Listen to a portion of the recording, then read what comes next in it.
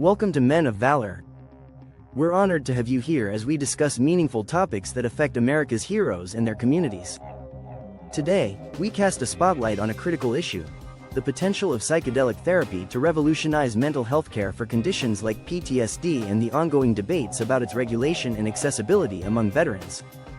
As Colorado becomes the second state to legalize psychedelic therapy this week, a clash is playing out in Colorado Springs, where conservative leaders are restricting the treatment over objections from some of the city's 90,000 veterans, who've become flag bearers for psychedelic therapy to treat post-traumatic stress disorder.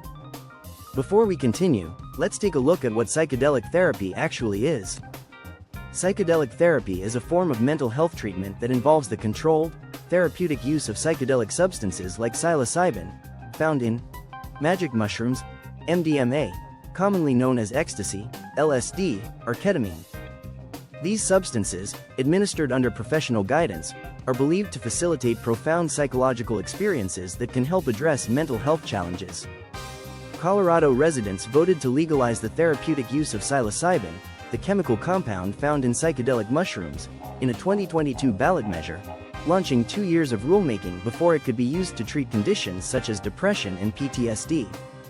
From this time on, companies and people will be able to apply for licenses to administer the mind-altering drug, though treatment will likely not be available for some months as applications are processed.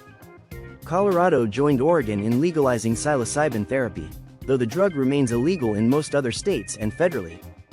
Over the last year, a growing number of Oregon cities have voted to ban psilocybin. While Colorado metros cannot ban the treatment under state law, several conservative cities have worked to preemptively restrict what are known as healing centers. At a city council meeting in Colorado Springs this month, members were set to vote on extending the state prohibition on healing centers from 1,000 feet to 1 mile from certain locations, such as schools. From the lectern, veterans implored them not to. "We have an opportunity to support veterans, and it's a really easy one to say yes to," said Lane Balone, a Special Forces veteran who said he's benefited from his own psychedelic experiences.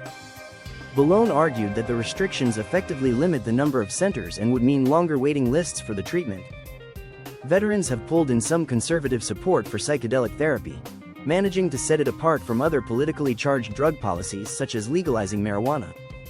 That distinction was made clear by council member David Lineweber, who said at the council meeting both that marijuana is literally killing our kids, and that he supported greater access to psilocybin therapy.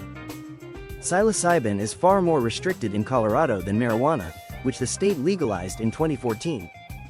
Psilocybin is decriminalized, but there won't be recreational dispensaries for the substance, which will be largely confined to licensed businesses and therapy sessions with licensed facilitators.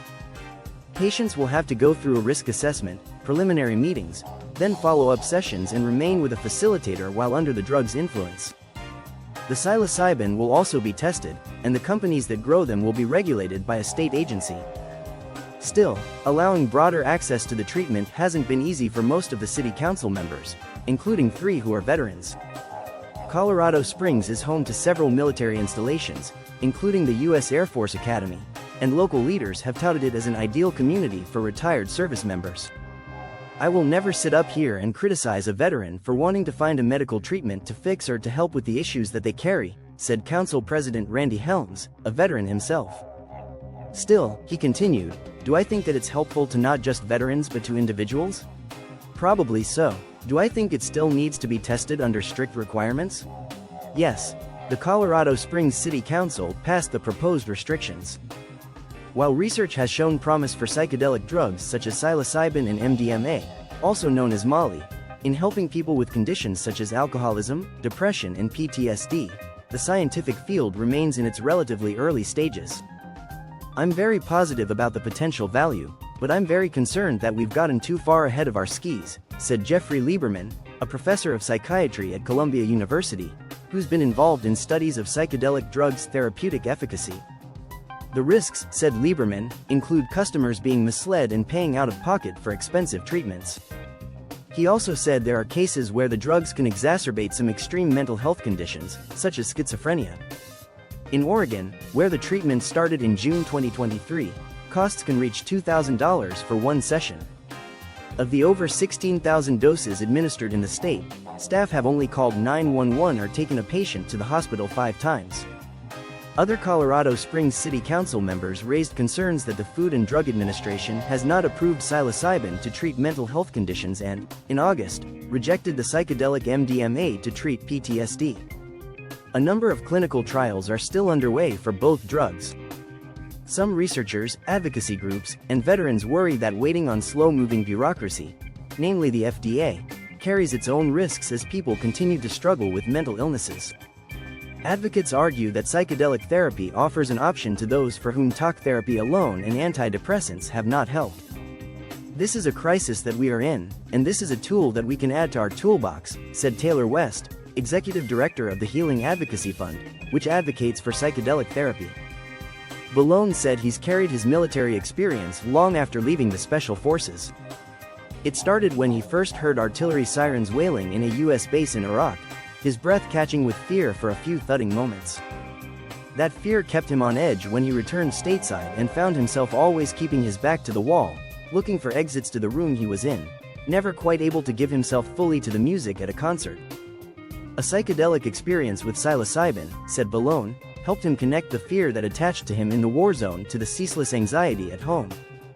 It didn't solve everything overnight, he said, but it allowed him to better identify when that humming fear was getting in the way of a joyful life.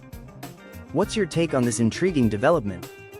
Should psychedelic therapy be a priority in expanding mental health treatment options, or do the risks warrant a more cautious approach? Let's hear your thoughts and experiences in the comments.